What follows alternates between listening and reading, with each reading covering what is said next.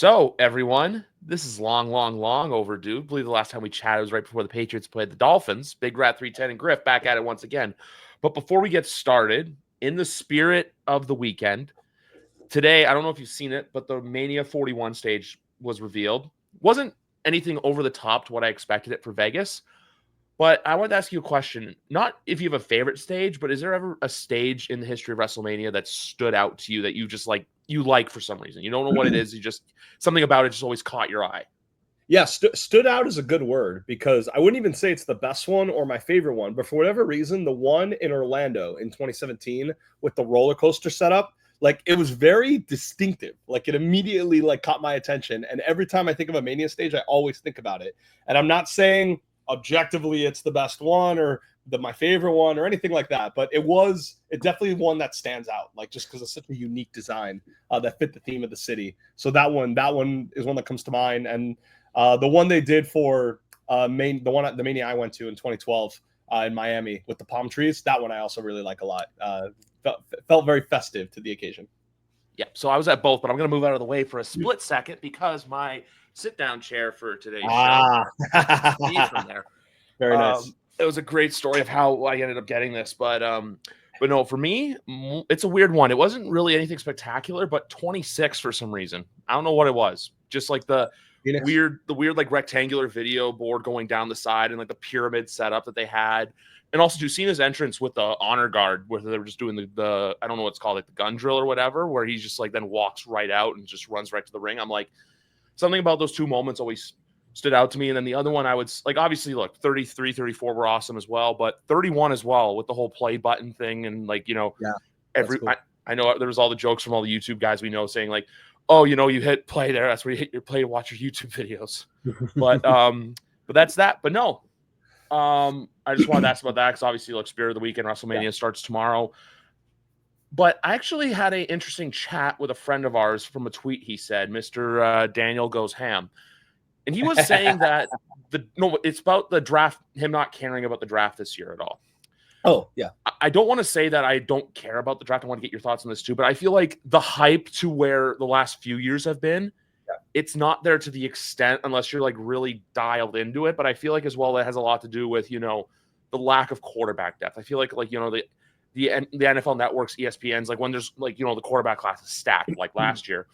It's boom, boom, boom, boom, boom. Meanwhile, this year it's like, hey, you have these guys because we pretty much know what's going to be going on day one. I just wanted to see like, hey, what did you think of that as well? Yeah, I agree. Quarterbacks obviously determine a big part of it. We don't have that buzz this year. There's only 2 quarterbacks that have gotten most of the conversation in this draft cycle. Yeah. And, I'm sure we'll get into it, but like it's possible that there's other quarterbacks taken in the first round. Some of them may even be taken before Shedeur Sanders. So these guys are, when the draft prospects aren't as strong, like I was listening to Ollie Connolly.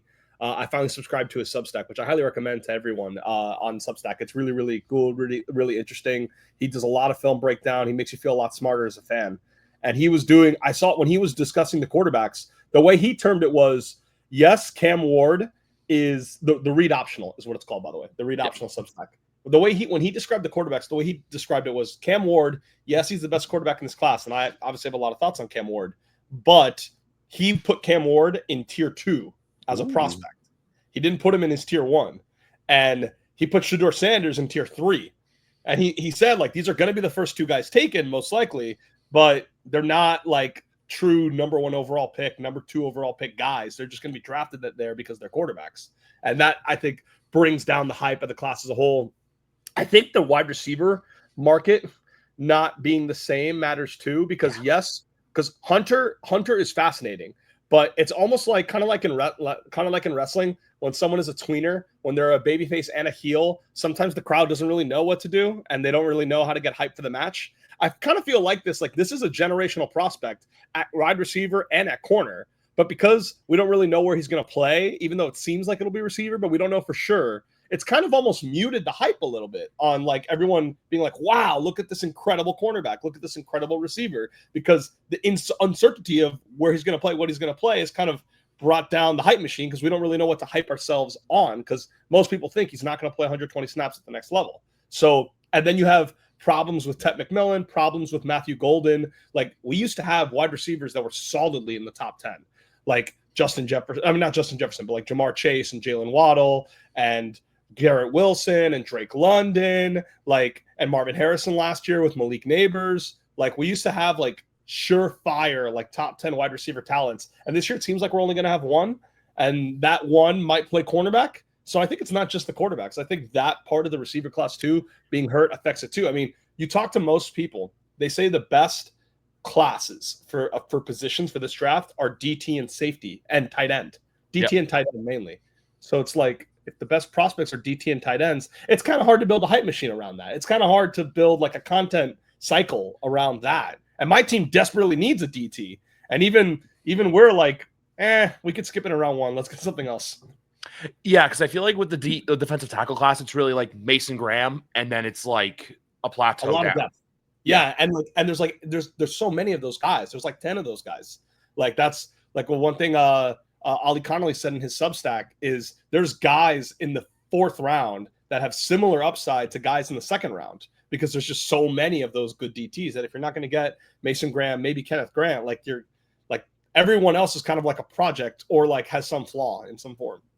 Yeah, no, I exactly feel that, because I feel like right now Mason Graham's probably going to go to the Jags just because we saw how brutal their run defense was last year. It seems like, I know Liam Cohen's an offensive mind, but look, they need defensive help badly. I did listen to some podcasts too. I know Chris Sims is a really big advocate that Miami literally they can't leave Green Bay without defensive tackle and safety as well. Javon Holland not being there.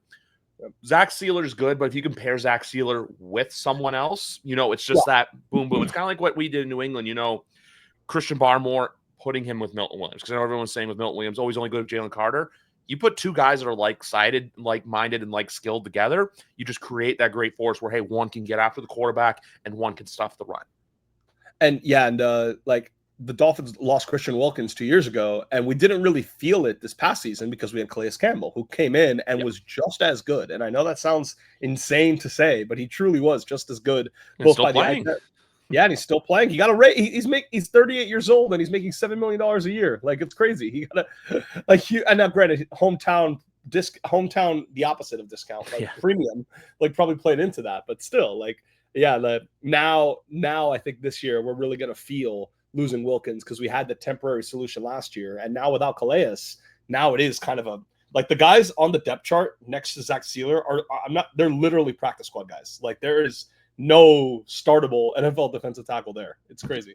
Yeah, that's the big thing, is even with there too. But on the Calais Campbell note, I feel like he's one of those guys, like, quietly will be going to Canton one day. Where it's like you don't think of it right now, but when he when he does retire, you'll think of it. And, like, even now, like I was saying this to Jared last week with Eli, because right now a lot of Giants fans were like, oh, like, how do you not get in right away? Yada yada yada. I say this. It doesn't matter when your name's called. Once your name's called, no one's going to say anything. It's like last year. I thought Antonio Gates was for sure getting in on his first go around. Did it? He got in now. No one's going to care. Everyone remembers not when you get in, but if you got in, he'll get in. The other thing with draft hype as well, it's fun because I always think of 2011 and 2013. This is very 2013-esque. It's just I think 2013 was worse because of the lack of not panning out talent. Eric Fisher, he's decent offensive line, but was never great. Luke Jokel, we obviously know what happened there. But 2011 is the fun one, I like to say, because the quarterback class is similar. Because if you remember, Christian Ponder, Jake Locker, Blaine Gabbert. The fun thing about those three names is that two of them went to the same division. It's obviously Tennessee and Jacksonville. Tennessee and Jacksonville. There was a third team who picked a Hall of Famer. Do you know who that third team is? Tennessee and Jacksonville. Yeah. And then you said there's a third team in that division? In that division, and this guy is definitely going to be in Canton. JJ Watt. Yeah. It's funny how those things work out, where it's like, and that one was different though. Like, I don't discredit them for drafting them at the time, because with the lockout, you didn't know what was going on. Like, free agents weren't really signing anywhere. But all these drafts have that feel. And even still, I say this, no matter what happens, I hate when Saturday night you get people going, this team had an A+ draft class. I'm like, no, we can't do that right now. You can't judge a draft class until I'd say 2 to 3 years after. But no, Danny's also on the whole notion of like, look, the Jets are just not in a good position right now. I'm not ready to say that. I'm just ready to say look, you need to pair someone with Garrett Wilson because he's the only player on that team that, like, you know, gets you out of your seat. That's the quote, you know, like where you guys, well, obviously Reek, there's other stuff off the field there and Jalen Waddle, but for them, it's Garrett Wilson. And I've been saying, look, I don't know Tyler Warren. I've been saying that, but with the Jets, ultimately, I need to see it before I buy into any hype with them, you know? Yeah, and I think that's by design. I think just reading, good thing I'm complimenting the Jets when Danny's not here. I've kind of liked some of the quotes I've seen from Aaron Glenn. He's very much been like, let's quiet the hype. Let's quiet like the noise. Let's just like do what we can to get the job done. And I think that's going to do well for the franchise. This is kind of the fun time to be a Jets fan. You know, the first year of the rebuild, there's no expectations. There's no pressure. You're like, if you win 7 games, it's considered an achievement. Like, this is when football is fun for them before it becomes miserable, inevitably in 2 to 3 years. Exactly. But no, right now with the AFC East, even too, it's a fun division, but I do have to give a team flowers. And look, I'll do it again when we talk to him in August with Greg, but what Buffalo's getting ahead of right now from what they went through last offseason to this one, where it's like, okay, we're going to lock up Josh on this deal. We're going to lock up Khalil Shakir. You know, we're going to give these Terrell Bernard's another guy who got a contract extension, Christian Benford as well. The fact that now that, like, hey, we have some money to play with to where let's lock these guys up now to make them, you know, hey, lifers or guys who want to be here, it's just going to set them up for success. Because I don't know if this is just me, but I feel like the Kansas City, because with Kansas City, I feel like they're in that where New England was, like, you know, 2011, 2012, 2013, where it's like the talent's there, but there's the surrounding talent there's big question marks about. So I feel like for a team like Buffalo, now is the perfect time to take advantage. Baltimore's just, hey, we didn't have any money, we're sticking status quo. And then you have some other teams like I feel like Houston still will be it. I just don't know how it will be, especially with no Stephon Diggs, probably no Tank Dell either. That's another thing too, because when he hurt his knee and how he hurt his knee right before Christmas, best case scenario, he's back late December, which I can't see him playing. I don't think he's playing. Like, just from what we know, from the nature of the injury, the timing of the injury happening like on New Year's Eve, like I don't think he's playing. No, he's not. So that division as a whole, to even where I go back to Jacksonville now, where I've been saying this, I've been starting to think this because I'm hearing this. I want to say make or break for Trevor Lawrence, but not in the sense of him being a starter. I think it's make or break for where he can cement himself in the league. Is he going to have that like borderline, you know, top 8 to top 12 kind of career? Or is he going to be like that Ryan Tannehill, Kirk Cousins, middle of the pack, always putting up solid numbers, but never really achieving, you know, the greatest, I don't want to say greatness, but the like achieving the great levels that people thought he was going to coming out of school. Yeah, I think the way to say it is not being a difference maker. Like, not like most bad mother effer. Yeah, like most quarterbacks in the NFL, I'd say like the top 25. If you put them on a team with an elite offensive line, elite receivers, elite running back, they'll probably do well. The proof was literally Nick Foles, who was not a top 30 quarterback, and he won a Super Bowl on a stacked roster. So like yes, no one, like, I would never phrase it in the terms of team success. Like, Trevor Lawrence can never get this far in the playoffs, because if he has a loaded team, he probably can, like Bortles did, for fuck's sake. But I think make a case, he should have beat the Patriots in that AFC Championship game. Exactly. Miles Jack wasn't down, and Patriots fans know it. But I think, so my point was just that, it's being a difference maker, being those top 6 guys in the NFL at quarterback. The Mahomes, the Allen, the Lamar, the Burrow, the Jaden Daniels, I would put in that category, and someone else from like that general tier. Like that, your clock on being part of that group probably expires after probably about this year.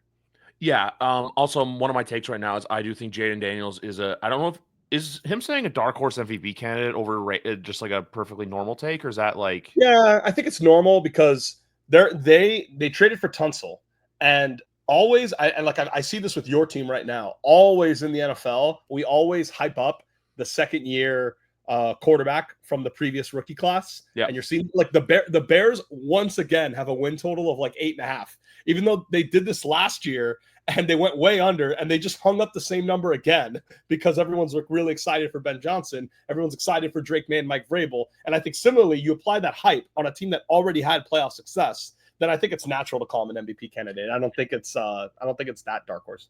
No. And also too, I have opinions with the second year quarterback class. I'm just saying if Drake May gets the right pieces around him, then maybe he takes that leap. The one guy who I honestly think takes the leap and we realize, oh, he's good, is Michael Penix Jr. I really think that, I like it. Hey, great. He was a great, and I still say this too, but if you remember the national championship game, he gets hurt and everyone's saying, oh, he's injury prone, he's that. I still think if they had lost that Sugar Bowl game to Texas, he would have gone in the top 5. Yeah, and his tape in that game was phenomenal. And one thing that I've learned, I think we've all learned, which is an adjustment from prior years, because like we used to view quarterbacks like in the NBA, you're like it's a stigma against you if you stay in college all 4 years. Yeah. It's like you need to come out as early as possible because then you're younger, and then the NBA can project more upside for you if you spend more of your formative years under an MBA program than a college program. In the NFL, that's how we viewed quarterbacks for a while. I remember when Jameis Winston was coming out, his redshirt sophomore year, he still had 2 years of eligibility left if he wanted to. And I remember talking with Markeem, and we were discussing it as like, well, really, for Jameis, he's better off coming out now because if he comes out now, he's 21. If he waits 2 more years, he's 23. And he's advantaged by coming out as a younger prospect, even though he might not be ready for it. Like, I think in today's era, if Jameis threw all the interceptions he threw at FSU his second year, I think he probably would have stayed another 2 years. And I think it would have helped his career because we're seeing now the complete opposite. We're seeing now Joe Burrow play 5 years, Bo Nix play 5 years, Michael Penix playing 5 years. We're seeing Jaden Daniels playing 5 years. We're seeing that these guys that stay the longest and get the most amount of reps in college and the most amount of experience in growing as a quarterback, those are the guys who are more NFL ready from the moment they walk in. And so Penix fits this bill. And I think it is a change from the past that with quarterbacks, it's almost like age is a good thing. Like you have people with Tyler Shuck that, yeah, they don't like that he's like 25 or whatever, but they do like that he's played a lot of football. It's almost like an advantage that he's older in a weird way because they like that he has a lot of experience, even though he had some injury-riddled years, I understand, for the first half of his career. I think being a 4 to 5 year starter is actually a plus in today's draft environment, and Michael Penix qualifies. So I think he's going to do really well. Bad division too. Easy division to kind of grow, against some bad defenses to put up numbers. So I was looking up win totals just on DraftKings right now because I was curious the teams. Atlanta's one I would take. They're only at 7.5 right now. Obviously, I'd wait till the schedule comes out to really differ that. Patriots are 8.5, which I don't like. Like my thing with New England, I'll tell you this right now. I think if they can get to 6 to 7, I'll be okay because that's just asking for 2 to 3 more wins. They got to start winning more games at home, win a couple more division games, and then win some games. You're in. I think too with them. They'll be in some if they're low scoring games, I'll be in it, but it's a shootout games. I think they can get in trouble where it's like, if you're another offense is just like psychopathic. One other team in just the whole landscape of it all is Cincinnati. I know everyone's saying like, oh, no one's saying anything about them right now. Also, too, the Bears are 8.5 for wins, which I would probably, I think they stay right around there. I think the Bears get to 7 or 8 wins. It's like it's dirty. It's not, elegant or sexy, their season. It's like really bumpy and everything like that. And then next year, everyone's going, oh, hey, we did this, we did good, but Bears fans are disappointed. But the rest of the NFL saying, hey, you're doing this because with the NFC North, look, Green Bay, probably status quo, like they'll probably still win their 10 games or whatever. But for me, it's how do Minnesota and Detroit look?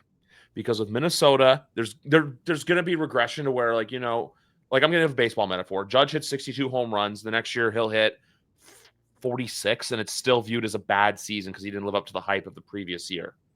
So if the Vikings even still, I think they'll flirt around 9 or 10 wins. And then for me, it's really the Lions to where I feel like them and Buffalo are in this stage of we don't care how far we go, but the rest of the NFL, I feel like slowly has to say, like, with Campbell, like, I think after this year, if they don't get to a Super Bowl, it's going to start to be what's going on, Dan. Like, hey, you were brought here to do this. We like the act. We like the passion, the enthusiasm. But when eventually is that going to translate into, not even just winning a Super Bowl, but just getting to one, Yeah, and they lost their OC and DC. And when Philly did that after Can I say one other thing about Detroit? Go for it. Because they lost a coach who I think is going to be a head coach one day in Antoine Randall. Oh, yeah.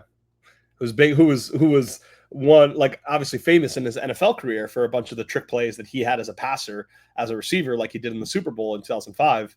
He was apparently also influential on a lot of those designs in Detroit that they made popular, even though unfortunately one of them may have ended their season. But nonetheless, like it was still a positive contribution all in all.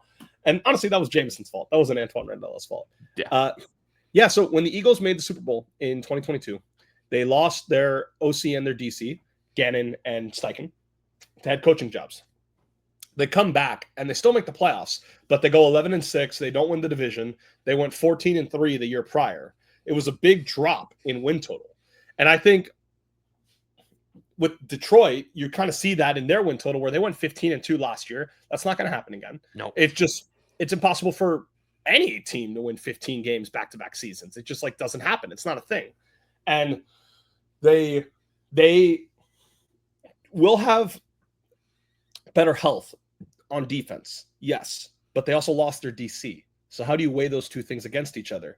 And yeah, they're kind of in that San Francisco bucket where it kind of like the way you put it was great. Like it kind of stops being a feel-good story after a few years. And you kind of feel the burden, like the weight of the world, like in Buffalo and San Fran. I'm going to bring this up when we do our show with Greg and Dan and Danny later in the summer. But I remember watching after the Bills lost to the Chiefs in the AFC Championship game. I watched Greg and Aaron, I think is his co-host's name. Believe so. Yeah, Aaron Quinn. Yeah, both of them in their postgame show, and Greg was crestfallen. Like you could just read it on his face, his body language. He was devastated from that loss. It really muted the entire conversation that they were having. And I wondered, was this loss more devastating than the 13-second loss? So I pulled up the 13-second loss post-game video a few years ago. And yes, they were obviously disappointed then, but there was such a different like affect to the conversation. They were more upbeat. They were more jovial because they hadn't had playoff success in Lord knows how long. They did the year prior. In 2020, they made the conference title game, but it was still, my point is, it was still new. It was still fresh. You know, the team was 11-6. The expectations weren't through the roof. Kansas City was favored in that game. Whooped our ass. Yeah, and even though it was a devastating loss, also the nature of the affect was just so different. They were so much more cheery. They were so much more just happy to be Buffalo Bills fans. Whereas this past year, they were like crestfallen. And I think that's where the weight of winning comes in. It's like when you make the playoff runs every year and the standard is to get to the Super Bowl, each playoff loss just hurts more and more. And you felt that in San Francisco too. And with Detroit, I think you start getting to that point. You know, if they like lose in the divisional round this year, it no longer becomes, oh, this is cool. And it instead becomes, oh shit, like this is hard. Yeah, it's more like it's the classic. You remember the Fail Mary game with Mike Silver, where it's like he's looking at Aaron Rodgers, going, "What the?" Like it's more like that's where Detroit fans, where it goes from like, "Oh, hey, you're cute," to like it's like the Simpsons meme, where it's like the little baby sheep, and then there's the big sheep, and it's just like out of my way, you. But no, with Buffalo right now, there's because I think of so I categorize like this because I feel like for them 2020 was, you know, no one expected it to be there the way that 2020 went. Josh Allen just like, oh, like they knew what Josh was capable of. And that year was, oh, hey, world, meet Josh. 2021, I say this as a bitter and salty fan, but their Super Bowl was whooping our ass the way they did. They still bring it up. They hang their hats. Yeah, they do. They had it all. They had got devastated by us for 20 years. And then all of a sudden it was, we're going to beat the shit out of you for 60 minutes. So that's where 13 seconds, I think, was just more because when you're in such a memorable playoff game like that, I feel like it can soften the blow.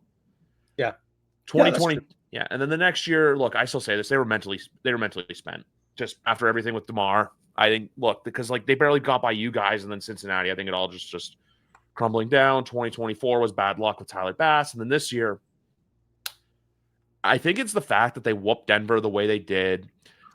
I would still say this, though. I would still feel worse as a Ravens fan than a Bills fan just because of the nature of the losses. Like, when I know everyone likes to say, oh, Josh did this or Dalton Kincaid did this. No, Josh made a miracle throw because his offensive line was getting bullied in that sequence, and Chris Jones was like right in his face, and Josh did all he could to get it out of his possession. Where you can kind of hang your hat where it's like it sucks, but eventually it's going to be that story because it's not like them in Kansas City is going away. I know I still say that with Kansas City, they're at a crossroads, but I mean a crossroads in the sense of who knows if Kansas City's this like dynasty anymore. You know, if they're this like Kansas City, I think is that team where this year I think they're more likely to go back and win the Super Bowl because, you know, they had some losses not go their way. This team was not good against the spread either. And I know we all say that as a joke, but there's some merit to that when you're a good team and you're not covering. Like, you know, hey, I say this too. I've said this to the Patriots. It helps to lose certain games. Like, you know, if they had lost that Black Friday game to the Vegas, if they had lost that game to Denver earlier on. But no, with Buffalo, I think too with them, it'll more kick in once that new stadium opens up. Because I was actually talking to my wife about this last night. I said to her that, look, them getting a new stadium, if the team was bad, it's just, oh, we're getting a new stadium. You're getting a new stadium. You're a contender. You're expected to win. So I think the pressure's going to ramp up once they move across the street next year. Yeah. And there's a bunch of new stadiums coming around the NFL. I was listening to an NFL podcast yesterday, and I didn't realize it. Like the Titans are getting a new one. Bears will eventually. The Browns are getting one too. Like there's a lot of like all that renovation is very exciting. My team, I guess I don't know if stadium renovations count as a new stadium. My team just kind of renovated Hard Rock into like a nicer version of it like 5 years ago. And even not 5 years ago, 10 years ago. And even that I thought was like super cool. Just getting a renovation, much less getting a whole new building. Well, I mean, it's like for well, actually, do I have anything Blue Jays here? Yeah, I have a couple game balls back here, but it's like the Blue Jays just did the same thing too. The stadium's been around since the 80s.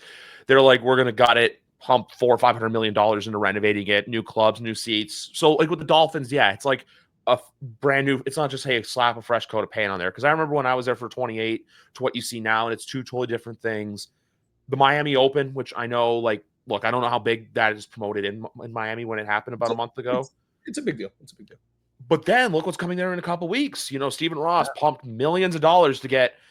I know Miami Open's one thing, but F1 Miami's that's an animal all on its own. He renovated that stadium, make sure, look, we have all the capable space to bring F1 to Miami because he knows that generates and pumps millions and millions and millions of dollars in. So no, I get it. But I was talking to my Cleveland friend Andy McNamara on Monday, and he said on the show that apparently the rumor is in Cleveland they have, and also it's not like Chicago. So with these stadiums, apparently Nashville's is going to be like right next to the current stadium, like Buffalo. Chicago, if they go to Arlington Heights, that plot of land they own, it's like an hour and a bit from the actual downtown core, which is kind of rough. But yeah. Chicago, I say they need a dome more than other teams because they will get a Final Four. They will probably get a college national championship. They'll definitely get a WrestleMania, no matter where they build it.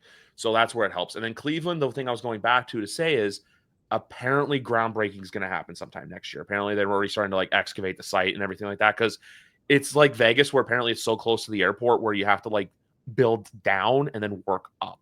That's one thing I heard of Cleveland. And then after that, for other teams, like I honestly love with Jets fans, and you've been here, so you can probably elaborate on this. But I love how they get this new stadium, and then it's all, oh, we need a new stadium. This one sucks. It's just like, what? It's like MetLife sucks. It's like it's 15 years old. Yeah, and I get like I've been to MetLife, and so have you. Like it's definitely not pleasant, but yes, we are not in that time phase to completely tear it apart just yet. They need to give it a little bit more time. I haven't been to MetLife. Fun fact. I've been to the other three AFC stadiums. I've been to Bills, I've been to Gillette, and I've been to Sun Life at the time when I was there. Okay. But yeah, now I've been to Yankee Stadium, but I've never been to MetLife Stadium.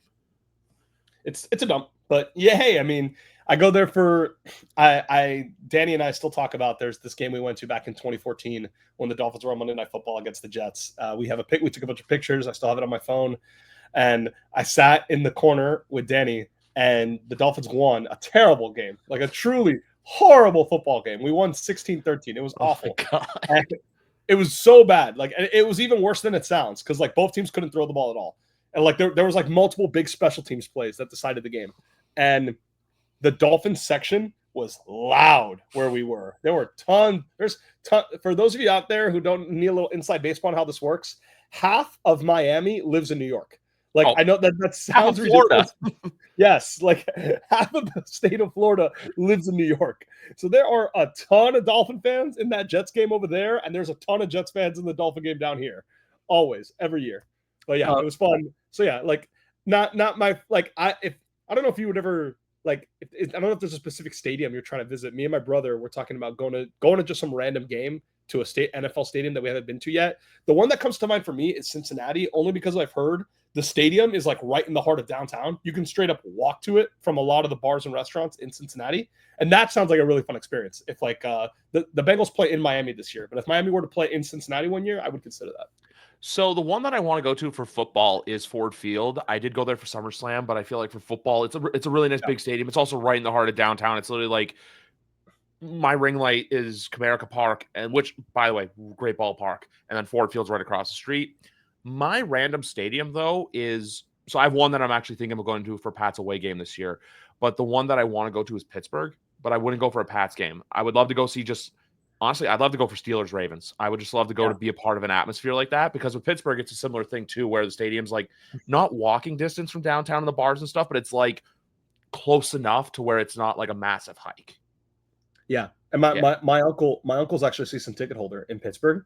And so he lives in Miami, but he grew up a Steelers fan. He goes up probably like he splits it with someone else. And so he goes to 4 games and the other person goes to the other 4 games. And so 4 times a year he flies up with his family to go to the game.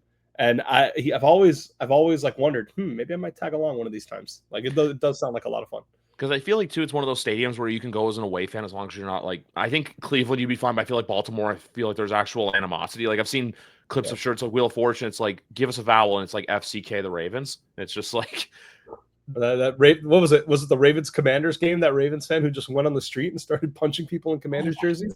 He literally goes, he's like, I'm better than you. I'm like, what the fuck? He got fired. Don't worry. Yeah, he got fired. I think he got arrested and charged. And then also with the AFC North, I don't know if you know this or not, but on A&E, there's a show about Cleveland Browns security, basically following like the medical team security operations like on game days. I didn't know this. That's funny. Yeah, and there's like hey, there's this incident. Like they literally show like the security footage. It's like this woman like she's in the stadium and her legs start quivering and it just like passes out. There's another drunk lady where like she gets refused and she's like, it was funny. It was like, I'll buy all you guys water because they're telling her like, please drink water or Gatorade. And it's just like, you don't need to do that. We work here. We get free water and all this stuff. But no, it's just fun to see like that behind the scenes of the NFL. Yeah. But my random one, because I'm really trying to do this year, either go back to Foxborough, and I know WrestleMania is here next April, but the Patriots play in New Orleans. And I feel like that would be, because I've been to New Orleans for a Saints-Bucks game, but to go as an away fan, I feel like A, it'd be a safe atmosphere. B, last time I saw you actually, and C, everything's walking distance in that city to where I feel like you're not going to get any problems. Like if you like going there on a Saturday during college football season, you see so many SEC teams just roaming around. Yeah. Like I went to like SEC is something else. Cause I went to a Texas A&M game when the Canes played there a few years ago. And it is like, I feel like you don't get a true sense of American culture in the South until you go to an SEC game where you go to a stadium where, I'm not exaggerating, there's over 100,000 people there. Like you feel like you're like in North Korea. Like it's crazy. And I like going to those environments. It's just like, there's just a different buzz in the air. You know, you really feel like why in Texas, Alabama, Louisiana, Georgia, like this is the center of their lives, you know, is going to these games. And yeah. Like there's nothing like it in the South. There's a lot of people too that I know that Saturdays are bigger than Sundays for them.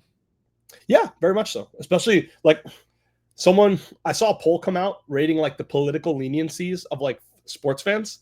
And it turned out that of all the major sports in the US, the most conservative fan base is college football fans. And I'm like, well, yeah, I mean, all you're basically saying is the South is conservative. Like, I don't think that's because there's a ton of college football fans in the deep South. Like, I don't think states like college football tickle me pink. I am shocked.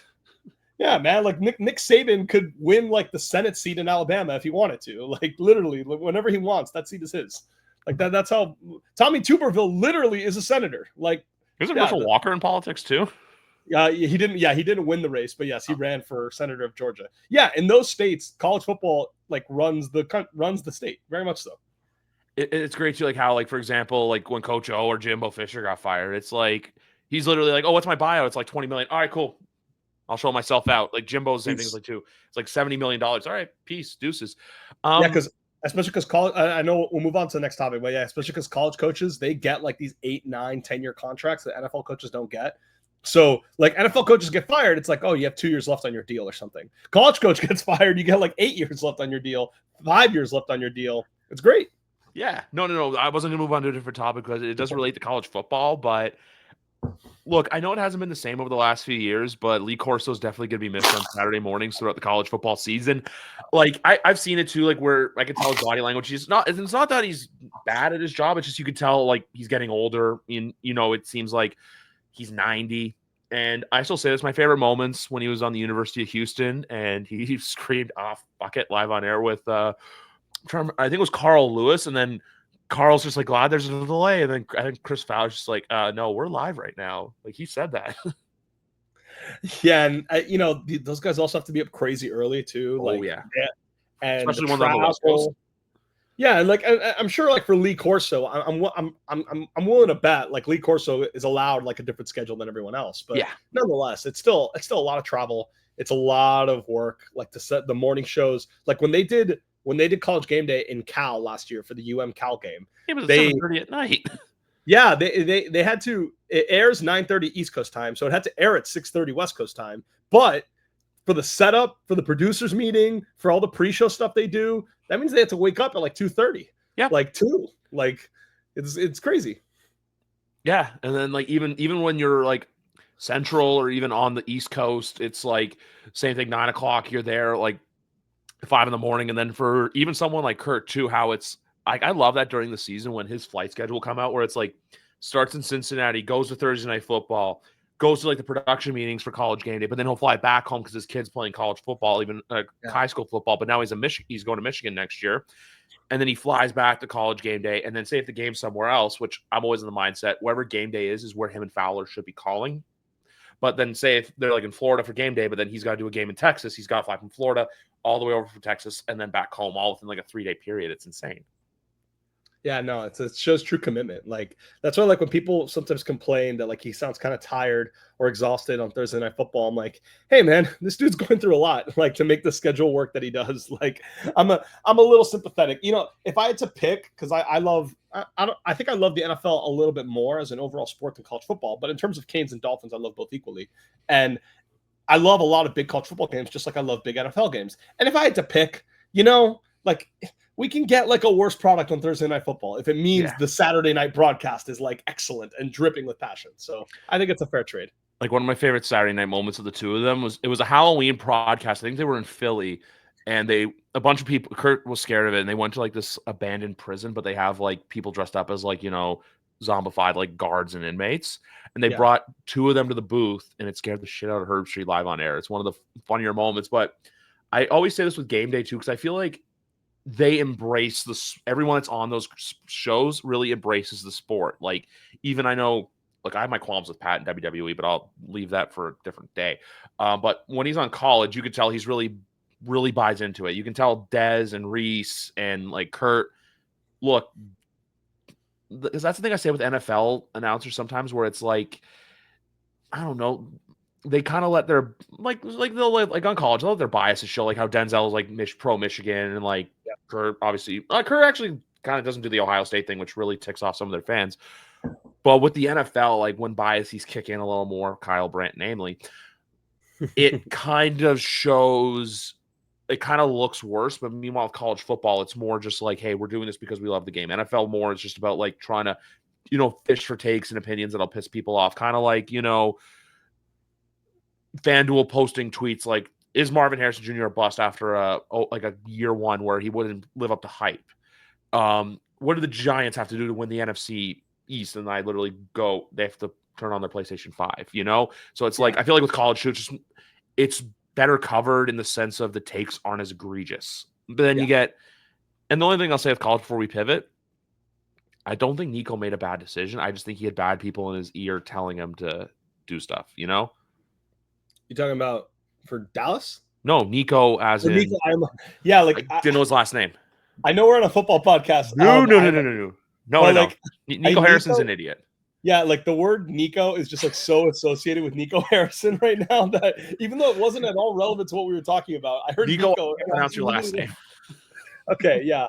Yeah, I think, well, his dad, by all rumors, like his dad is his agent, and that can be complicated. You see this in real sports all the time too, where someone, like whenever you're using family as your representation, it can get messy. like agents are there for a reason. Agents are there because like I get that some people view agents as just money grabbing scum and they want to be able lawyers. to and they can help like connect teams and connect information and get important resources that a player might need. And like Shea Gilgeous-Alexander just fired his agent, and the logic was, well, he's going to sign a Supermax contract. He's going to sign the contract no matter what. And why, like in the NBA, the salary is capped. So why should he have to give a percentage of the money to an agent and he could keep more of the money for himself? I understand that. But for most players, you need that agent to negotiate on your behalf to make sure you're not getting fucked. You need agents to negotiate for provisions in your contract. Like agents that want to, these teams that want to fuck with your guarantees, that want to put injury clauses in there, that want to put weight clauses in there. These teams that won't give you a player option in the NBA instead will give a team option instead. You need agents to negotiate things like that. It's not just the final dollar amount. And with Nico, you know, his side is claiming that it's a problem with the offense. It's not a problem with money, but I don't know. Like it's hard to see someone leaving mid-spring program like this unless there wasn't some sort of finance involved. So it's just, it's sad. It's sad that people get bad advice and they don't have proper representation to defend them in a legal matter. Like negotiating a contract is a legal matter. Absolutely. And it's just sad. It's just sad that some kids lose out because of it. Well, it's more just like parents realizing too, like, hey, we know we asked for 4, but now it's like, it's like 2 million. Oh no, we want 4 million, where they tell you no. And then it's like, that's why I say that, because now it's, hey, other schools said no when you're going from the SEC to the Big Ten, but UCLA, a Big Ten school, hasn't been relevant in 30 years versus a Tennessee team they're on the up and up. I know they got whooped in the playoff last year, but they made the college football playoff. Yeah, so, and it's notoriously like, you know, Heupel's been there for a long time now. They have a reliable system that you can trust. Like he helped Hendon Hooker get drafted. Like Nico wasn't that good as a freshman, but I mean, he was a fucking true freshman. Like it was more than understandable. Or he was either a true freshman or a true sophomore, one of the two. But either way, like it was understandable that he wasn't ready yet. And he could have grown, he could have improved, he could have learned. And instead, unfortunately, he's gonna miss out. It's very sad. He is, but you know what? We've spent 40 minutes and we haven't brought up any talk with Miami. So I have a couple pivot questions for you. One, not what you think will happen, but where do you stand on the Dolphins right now? But then 2 as well, with Cam Ward, I don't even want to say what do you think will happen. Like, what do you say realistic expectations should be / how do you think he'll pan out in the NFL game compared to the college game? Nico was a sophomore, by the way, a true sophomore. Okay. He was in the same class as Arch, by the way. Arch was number 1 and he was number 2. Nico was number 2. Yeah, so he was a sophomore, but he didn't play his freshman year. So, let's do Cam Ward first because the Dolphins could take a while. All right, so Cam Ward is tricky. I love Cam Ward. You know, he's the best quarterback University of Miami's ever had. He's a great player. The problem is, in Miami, he had a habit of making reckless turnovers. He had a 3.3 turnover-worthy play percentage, which I believe was the second highest of every quarterback in this draft class, aside from one. I think it was Quinn Ewers, but I don't remember. Like, basically, he turned it over more often than anyone else did. Yeah. He's a great player, very prolific passer. He has functional athleticism. He can throw on the run. He can throw off different platforms. He can evade pressure very well. He can run. He'll use his straight line mobility at the right time. He knows how to layer the ball in between defenders. He knows how to make out window throws. He has plenty of arm strength to go down the field. He can improv. He can throw on schedule. He has a lot of benefits. But the problem is he has a habit of forcing a play when it's not there and turning the ball over. And that is a tough habit to beat. Like, if you're wondering why people don't see him as good a number 1 overall pick as some of the guys in years past, it's because this flaw can be a fatal flaw. Like, if you were to tell a football fan, if Jameis Winston didn't turn it over, he'd be a great quarterback. Like, that's fine and all, but he's never going to stop turning it over. So what does it matter? Like, we learned this in the playoffs where the Ravens probably had the best team, in my opinion. And they turned it over 3 times against the Bills and lost. Like, you cannot, like, in college, we as Canes fans and college football fans generally, we're like, well, you got to take the good with the bad. You got to take the big plays with the turnovers, and overall, it's going to balance out. Yeah. In the NFL, you can't just live with 20 interception seasons. Like you won't be a starter long term. So this is a flaw that has to be reined in. It has to be reined in without losing the things that make him special. Because you do want him to move the pocket. You do want him to scramble. You do want him to take chances and make throws down the field. You do want him to try tight window throws. You still want all those things. But man, if you watch his tape, there's plays where he's falling out of bounds and he throws across his body into the middle of the field to a wide open defender who then takes it back. And that happened in a jersey multiple times. That didn't just happen once. That happened like 3 or 4 times. And that's tough. You know, I think that's tough to live with in the NFL. So I like it. I think he has a lot of upside. And I think it's a tough question to ask. Because if he keeps everything else the same and just cuts down on the turnovers, he can be one of those top 6 guys. He can be a difference maker. He could be a Patrick Mahomes, Josh Allen level talent. He is that good. Absolutely. Mm-hmm. The question is, do you believe he can get rid of this flaw? Because if he can't get rid of this flaw, he won't be a starter after his rookie contract. So the floor ceiling combo is really, really large because I don't think you can just be an average starting quarterback who has a turnover problem. It's like, no. Like if you're going to lead the NFL in turnovers like Josh Allen does, you have to be special. Yeah. And I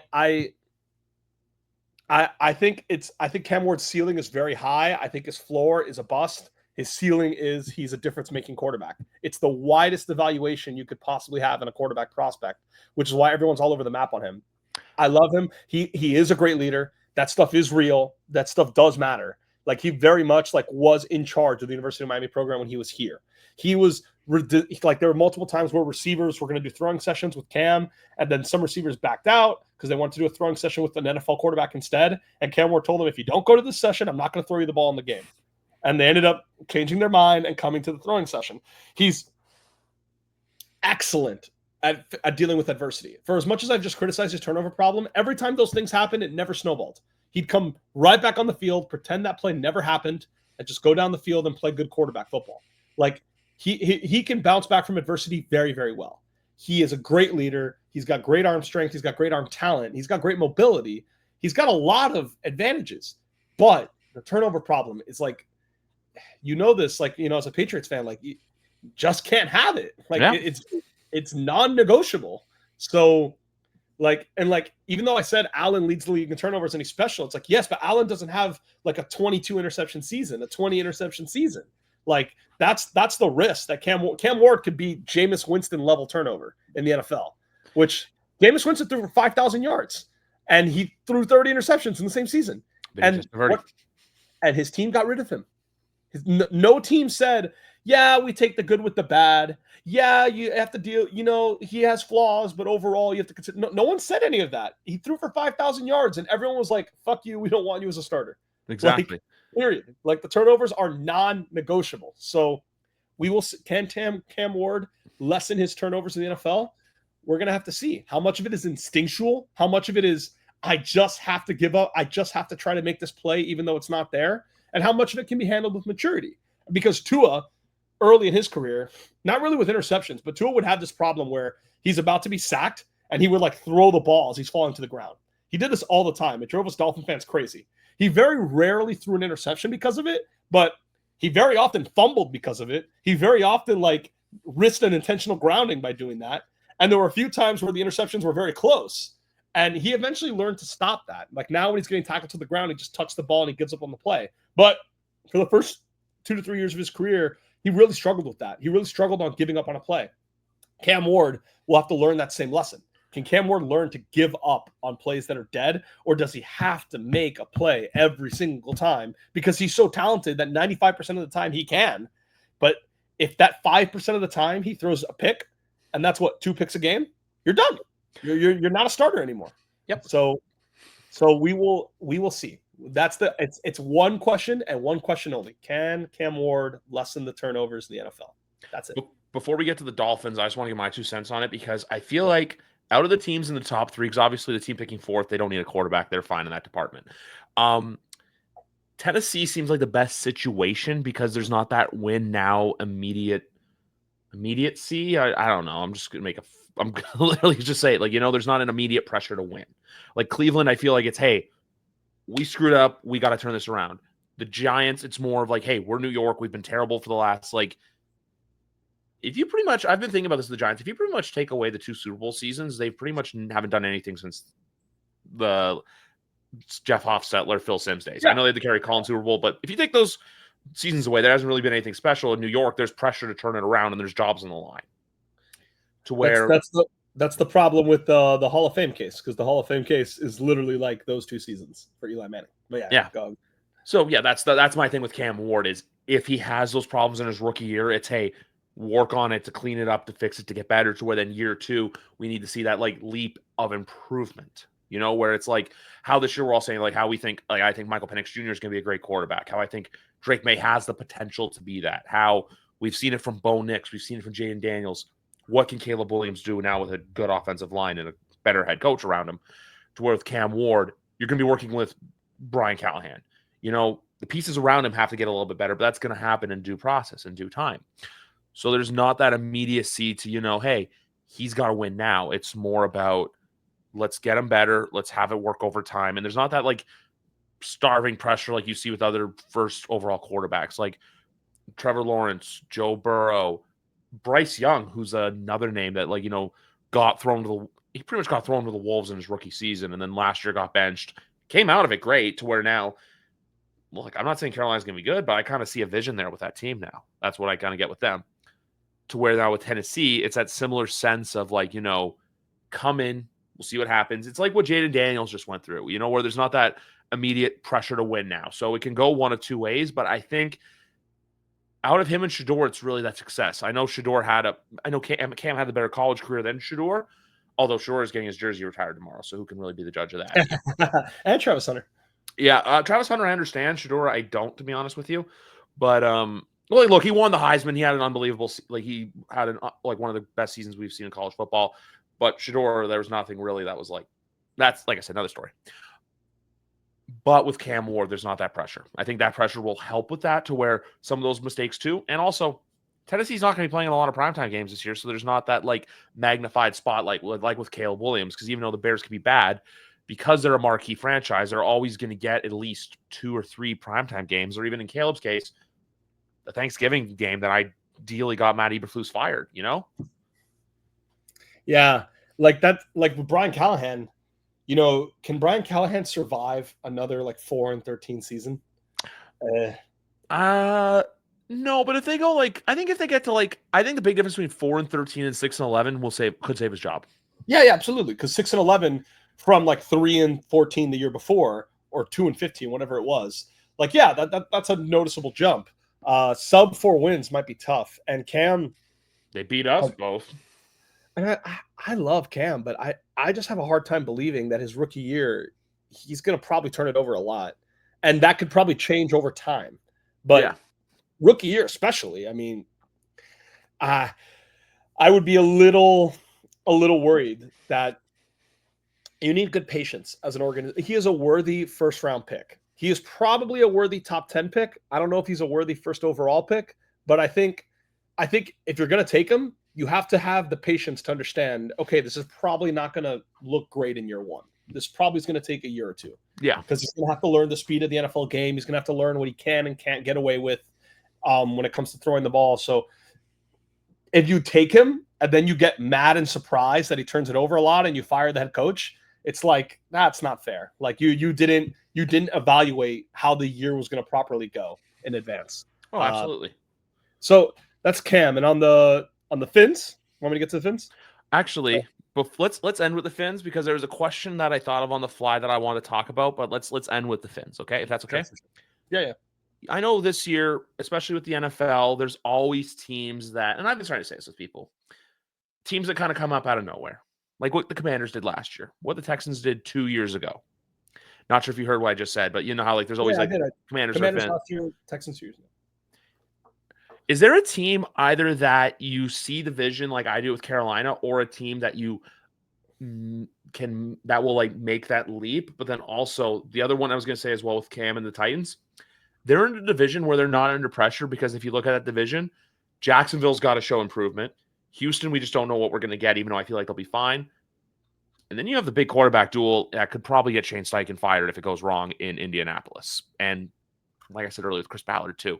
But that's just my thing on Cam. But yeah, is there that team right now that you see where you're like, you can see them being a surprise in 2025? Yeah, so I think for it to be a surprise, I think the following criteria has to be made. I think we have to talk about a team that's like in the top 12.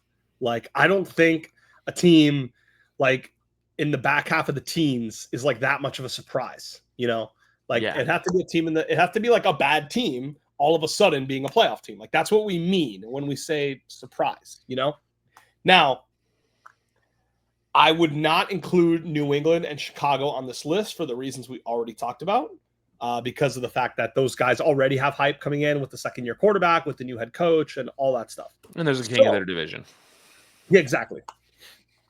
The name I would probably say is probably Jacksonville, and that would probably surprise people because, one, I think Liam Cohen is a much better head coach than people realize. Like, Baker Mayfield loved him. He had great marks in Tampa Bay. Ollie Connolly, this comment by Ollie Connolly is what made me subscribe to a Substack. Before the season last year, he said, I think Liam Cohen is an upgrade from Dave Canales. And if you remember the narrative at the time, we were all like, oh my God, Dave Canales turned around Baker Mayfield's career. Like, Dave Canales is this great offensive mind. And look, he ended up doing a good job in Carolina towards the end of the year. It was bumpy at first, but finishing 5-12 when their win total was at 5.5, that's like nothing to be ashamed of. So he said that Liam Cohen was an upgrade on Dave Canales. And obviously the Bucs offense was amazing. I don't think people realize how good Baker's numbers were last year. This guy threw for 40 touchdowns. Baker Mayfield threw for 40 touchdowns. His statistics look like Joe Burrow and Lamar Jackson and Josh Allen's if you just look at the stat line and not the player. Like, they have a lot of talent. They have a great offensive line. They had really talented receivers, even though Godwin was hurt midway through the season. And Bucky Irving, damn near won me my fantasy football league. That dude was a star. I drafted him in the 13th round, which I was very proud of. Yeah, Bucky's a stud. So Liam Cohen did a great job. I think Trevor Lawrence, I think we're jumping the shark a little bit with how people talk about him. Sure, maybe he's not quite the special difference-making quarterback that we thought he would be when he came out. I don't think he's all of a sudden now a bottom 10 quarterback, which is how, and again, not that everyone's directly saying that. People still kind of rank him in the teens. But there are like some corners of the internet that are like, what if he's actually bad? And I'm like, no, it's not at that level. I think Liam Cohen will scheme up a good game plan for him. I think that the defense could get better if they pick one of these high-end defensive tackles that we talked about in the top with their 5th overall pick. Yep. Devin Lloyd, most football fans may not know, Ollie Connolly, not that I'm not pretending to like grind Devin Lloyd tape here, but Ollie Connolly, who does grind all this tape, he said Devin Lloyd is probably a top 3 off-ball linebacker in the NFL. And like, no one knows, like no one cares. Like when you think of like the best off-ball linebackers, we probably think like Fred Warner, Zach Baum, Roquan Smith. Those are probably the big 3 that first come to everyone's mind. He thinks Devin Lloyd is right there with those guys. So I really like Brian Thomas Jr. I don't think people realize how good his rookie season was. Like, this dude like was a star. He's a true wide receiver 1. He is that good. And for that reason, I think this offense could surprise people. I think the defense could rebound from as bad as it was last year. We know the division isn't that good. We know there's a lot of wins to be had in the division. They had a 9-win season in 2022, and they won a playoff game. And then they had a 9-win season in 2023, and then last year was a disaster. So I think it's very possible they can rebound to a 10-7 season this year. And in that division, that actually might be enough to beat Houston. And I know Houston's won the division back-to-back years. Houston is going to be the betting favorite all year long. I understand how this works. I think it would not shock me if Jaguars win that division over the Texans, especially since I think Houston's protection is still going to suck after trading Tunsil. And when you freaking lose Tank Dell and Stephon Diggs for the year, that wide receiver advantage that last summer, that's all we were talking about. Oh my God, Nico Collins, Tank Dell, Stephon Diggs is going to be an elite wide receiver trio. Well, 2 of those guys are gone. So that advantage is kind of neutralized. Their offense last year was kind of below average. Like, as good as CJ Stroud is, if you look at the metrics, they were not a top 15 offense last year. So if I think whose offense is going to be better, Jacksonville or Houston's, it would not surprise me if the answer is Jacksonville. I think they have a better receiver. I think they have a just as good of a quarterback. I guess not to be disrespectful to Nico Collins. He's great too. But Brian Thomas Jr., I think, can really be as good. I think he's that talented. I think with Liam Cohen as the play caller, instead of the new play caller they have in Houston, it would not shock me if Jacksonville has a better offense than Houston. And if you were to tell me that before the season, then I think they have a chance to win that division over the Texans. So that would be my surprise pick for this year. So right now their win totals are 7.5. Liam Cohen's plus 1,000 to win Coach of the Year, and they are plus 320 to win the AFC South. They're plus 320 to win the AFC South. Plus 1,000 is great value because the classic Coach of the Year vote is the team had 3 wins the year before, and then they won 9 or 10 games and either won a wild card spot or won the division. That's like classic NFL Coach of the Year. It's like what Kevin O'Connell just did this year. It's Kevin Stefanski. Like Ben Johnson's the favorite to win it right now, but like that's not saying anything. Mike Vrabel's second because the thing with Coach of the Year is everyone thinks, oh, hey, if you just do your job, you're fine. No.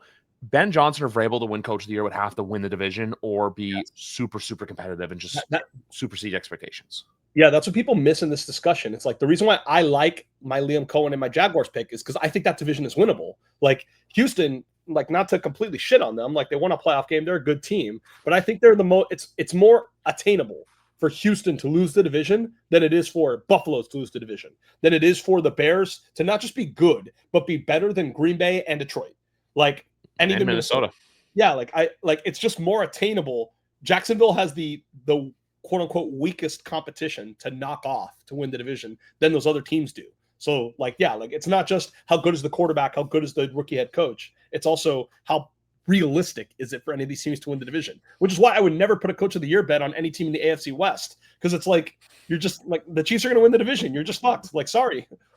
So with the AFC West too, this isn't my pick. My pick's in the NFC, but my AFC thing I say with the Raiders is I see what they're doing, but it's just you've got 2 teams ahead of you that are better, and you've got the ultimate. You got Thanos. You literally have Thanos, and you have 2 other Avengers standing in your way. My team I kind of like is Seattle. I know it's a weird pick, and they got off to a wonky start. I know everyone's like, oh, they gave Sam Darnold too much money. That contract is very escapable. Yeah. It's a year-to-year deal. They did the same thing with Geno Smith. John Schneider knows what he's doing. Because if you look at that division, I think the Rams will probably end up winning it because I do think the Rams actually have a chance to get back to the Super Bowl this year, as crazy as that sounds. I feel like, look, the NFC's kind of open. Besides Washington, Philadelphia, and Detroit, there's no one else really that screams like, true contender to get back there. So you put the Rams there. But the Seahawks have always been that, even in their mediocre years, they'll win their 8, 9, 10, maybe even 11 games, get to the playoffs. But if you look at the rest of the division, San Francisco's in a free fall right now. They're getting older. Brock Purdy's going to want 50+ million. Is he worth it? I don't know. And then you have Arizona, I want to see them do well, but they're a wild card to where I don't know if I can trust them. I don't know if I can trust the Cardinals to, make that noise. And because also I think that like Shane Steichen, Jonathan Gannon's name is on the hot seat list going into 2025. It's year 3. You've improved every year, but you always find a way to kind of embarrass yourself. Like last year, they let the Panthers eliminate them from the playoffs. So with Seattle, they're in that perfect situation where it's like, hey, we have some guys on defense that are good. JSN's emerging as a wide receiver 1. Kenneth Walker's a pretty good running back. I feel like, look, him and Charbonnet are fine back there. They just could use a little bit. They have Noah Fant at tight end, but if they can get someone else in there, it could help them out. And then you know what? Mike McDonald's one of those guys where he's kind of grown up under the Harbaugh tree. And we see the guys who grow up under Harbaugh, like always take those steps to improve, where it's like Belichick, but not really, where they don't try to clone Belichick, but they just take those Harbaugh-isms, if you will, and apply it to their own coaching philosophy. Like last year, Seattle, no one knew what to think. Pete Carroll was quote unquote retired. And then they brought in Mike McDonald, but we saw, hey, I feel like they're going to be a team that they're not going to be sexy, but they're going to win some games where everyone, as we get closer to Christmas, is going to go, oh, hey, Seattle's right there. Like the Hawks are flying. And plus 2, they need to rebound because there was a Sunday night football game last year where, look, you used to go to Seattle and it was one of the most intimidating buildings to play in the NFL. Green Bay fans took that building over in late December last year. And I believe Green Bay whooped them to where now, like I said, if you think of all the teams in the NFC, the North's a wild card just because we don't know what's going to happen with a bunch of those teams. The South, Carolina, like I said, they're not there yet. New Orleans, look, I don't know. I don't know what to say with the Saints. They'll do their thing. They'll win. They'll probably win 6 or 7 games and miss out on the top 10 or miss out on the top 5 pick. New Orleans, Atlanta will compete for Atlanta, Tampa compete for the division. and go from there. I also still say this: the team that loses that division this year, their coach will probably be fired. I still say that with Raheem, because in Atlanta, I don't mean that bluntly. I just mean that in the sense of I think Arthur Blank's a very impatient person, to where if they miss the playoffs again, I could see a full house cleaning coming for them. And then you have the East, where it's like no one believes in the Giants. I think the Cowboys will be decent, but they're not going to be good. So Seattle's that team that kind of, they make their noise. Mike McDonald does his thing. I know Sam Darnold's not the best pick to replace anyone, but at the same time, too, if he's gone, you know what? If you don't like what you see after year one, you tell him to kick rocks, and then you move on and you draft a new guy next year. So that's why I think Seattle can be a team to really, I'm not here to say they're going to win the Super Bowl or anything, but they can definitely be a threat in the NFC. Yeah, I think that's a very good pick, because their defense got so much better as the year went along last year. That's my point.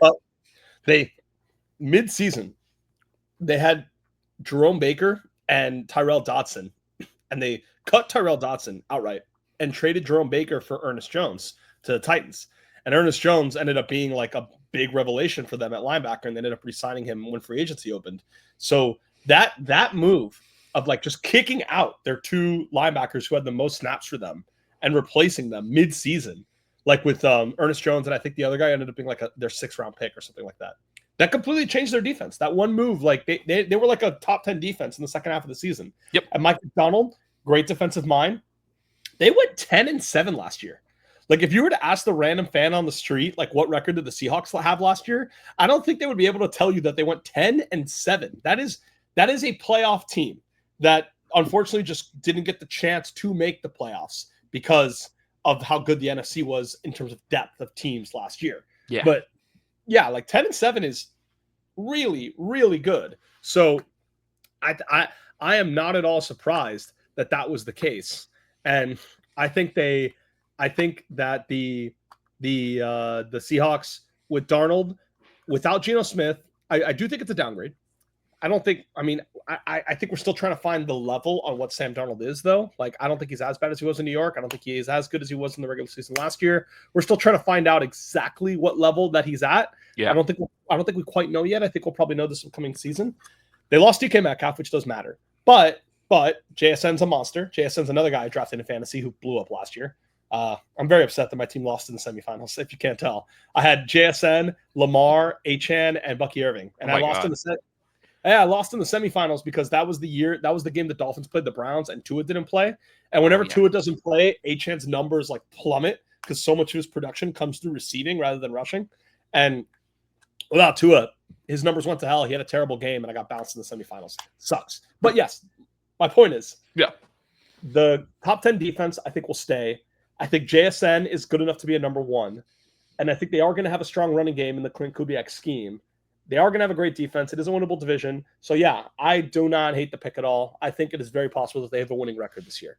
And whether or not that's good enough for the playoffs will likely depend on how many 10-win teams there are in the NFC. Just like how last year on a normal year they make it. They just happened to not make it last year. One other thing I'll say with that is I do think, because we all know 18 games is coming. It's just a matter of how they do it. I do think they will. I think when 18 games comes, an 8th playoff team gets added. I do think that. And not only 18 playoff teams, like there's that report that this year they might do 3 games on Christmas instead of 2 to match it up with Thanksgiving, where you get like the noon game, the 4:30 game, the 8:30 game.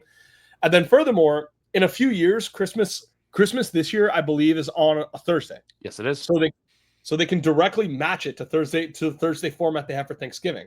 And you know what that means? That means for the next 3 years, it'll be on a Friday, a Saturday, and a Sunday. And they will only be incentivized to either keep that number at 3 or increase it from there. Especially, obviously, when Christmas is on a Sunday, the whole day will be full of games. But yeah. When Christmas Eve, actually, when they do Christmas Day on a Sunday, most of the games get played Saturday, and then they'll play 3 games. Because I believe the last time that happened is when you guys played the Packers, and that was the game where Tua was fine, and the next day was like, the whole... Oh, what happened yesterday again? That. Yeah, as some jerks in Dolphins Twitter call it, the get-up concussion, because he played bad. I think he was actually concussed. There's a good video of where he got concussed in that Packers game, but he played bad. He threw 3 picks. He threw a game-losing interception on the last drive. He was getting killed in the media, like, oh my God, he came up small, 3 interceptions in a big game with the playoffs on the line. What a bum. And then the next day it was announced he got a concussion. And so the running joke is that Tua heard the commentary Monday morning on Get Up of him being like slandered in the media and then immediately self-reported concussion symptoms. And it's like, oh, actually, you can't criticize him for that game now because he was actually concussed the entire time. It's a joke. He was actually concussed. But yes, I just say that because it kind of relates to each other. But no, I think next year on a Friday, you definitely have to do the 3. But because I heard the report this year would have been Netflix for the first 2 games, and then Prime gets the 8:15 game. That's what I heard. Because that's where their normal Thursday night football slot is on Thursday. Yeah. But no, the NFL, I love how it literally took the world shutting down for them to go, oh, we can play on Christmas Day and make a bunch of money? Sure, let's do it. And now they're not stopping. Like the NFL, like we're gonna have games on, like we now have games on Black Friday every year. Like soon we're gonna have games on New Year's Eve, New Year's Day, even when those days are not on a Sunday or a Thursday or a Monday. I think we're still gonna have games on those days at some point. Like we're just gonna load up the calendar. When they do 18 games, they're probably gonna do 2 bye weeks. Yeah. Which will finally give them the excuse they need to move the Super Bowl a week later and move it towards President's Day weekend. Yep. And get Monday off for a lot of people. And also, fun fact, not this year's Super Bowl, but next year's Super Bowl. Men, please let your ladies know, Super Bowl 61 will be on February 14th, 2027. That's funny. Yeah. It's a lot of memes. But yeah, no, I like I said, 8 we all know 18's coming. As soon as 17 was announced, we knew 17 was a gateway to 18. My thing is just, who do you play in that 18th game? That's just the thing I think of. Like, yeah.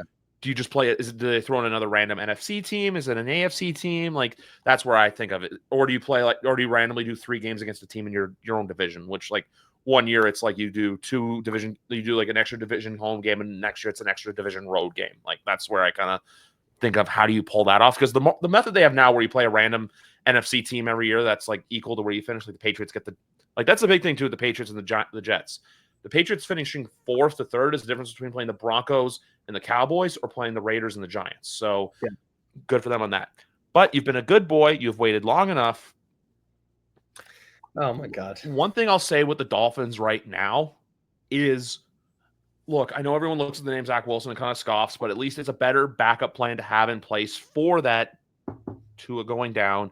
My big thing with Miami is, too, just like, last year was fine. They just realized that, like, hey, if we can have a year where we stay healthy, if our GM can put the right pieces in place to help the team succeed, I'm sure they'll be back in the playoffs. It's just really the measures of success for 2025 for Miami. I don't know if it's so much more I know winning a playoff game is a huge thing. It's been 25 years. But I think they at least have to be a team that's in the playoff conversation, even if they are like Seattle and they just miss out again at 9-8 or 10-7, or even if they jump to 11-6. But 11-6, I feel like will get you into the playoffs. I think is enough to do that. I think at this point too, especially with the contract extensions, and I know I always been saying, is Mike McDaniel's job in jeopardy? Is Chris Greer's? I do think it would have to take disaster to do that. But if they miss out, but there's good applause for it, then I think they're okay. Yeah. So it's a complicated offseason for the Dolphins. It's the vibes are not good. The vibes are not what they've been in years past. It's going to be a trendy pick this summer for people to think that the Patriots are going to finish ahead of the Dolphins in the AFC East. Obviously, I don't think that. I don't think you think that, but I think that's going to be a thing. We're going to see come August a bunch of people be like, oh, the Patriots are a sleeper playoff team, and oh, the Dolphins are on the way down. Like, you're going to see a lot of that. No true Pats fan will say that, by the way. It's going to be more. Yes, and they should. And a very important element to that is that, I love bringing it up on the show, that Tua has literally never lost to the Patriots or Jets in his career. You guys, it sounds crazy to say because he's been in the NFL for 5 years, but that is a true stat. Tua has never lost to the Jets or the Patriots in his career. Yep. Like, it is unbelievable. And that's why they're always second in this division, because we either sweep both those teams or it's like 3-1, and that's usually why we have a head up on everyone else. We just can't beat Buffalo, but we can easily beat those other teams. So complicated offseason.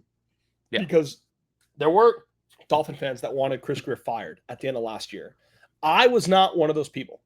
I think I talked about it on the show. I don't remember. I don't like when you fire the GM and not the head coach, because then you hire a new GM, the head coach is in a lamed up position, and then the GM ends up firing the head coach anyways the next year.